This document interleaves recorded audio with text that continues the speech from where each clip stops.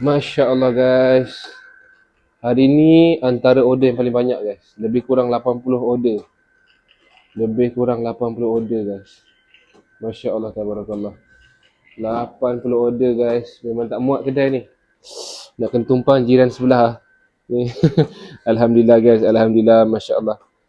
Ini memang barang yang kita nak packing hari ni. Tapi tim kita dah mula packing. Jangan risau, hari ni semua akan kita keluarkan. Kita akan post hari ni. Jangan risau insyaAllah. Okay. Inilah dia penangan bateri high capacity.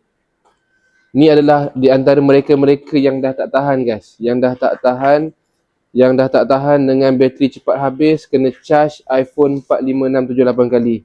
Inilah dia. Mereka-mereka yang dah bertaubat di bulan Ramadan ni. Okey.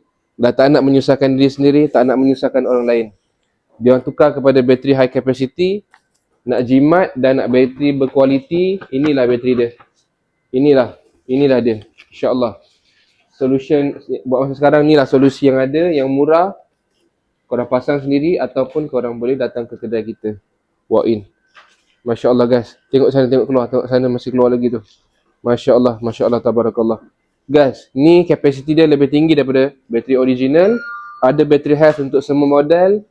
Dan juga untuk sementara ke atas lebih special sebab dia boleh diagnose, boleh hilangkan unverified, boleh hilangkan important message, boleh hilangkan unverified parts dan dia akan naik use. Okay.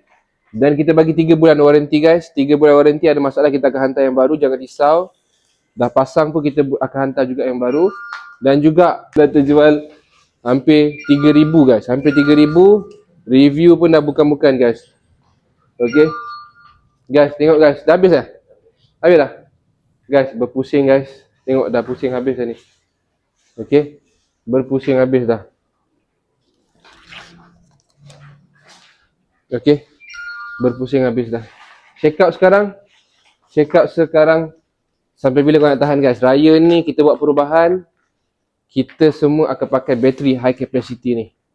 Kita akan pakai bateri high capacity. Kita nak tak gambar time raya semua tak ada masalah. InsyaAllah. Okay.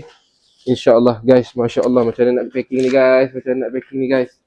Check out sekarang. Kalau ada free shipping, ada discount, check out sekarang. Kita dah ada 500 5 star review guys. Ciao.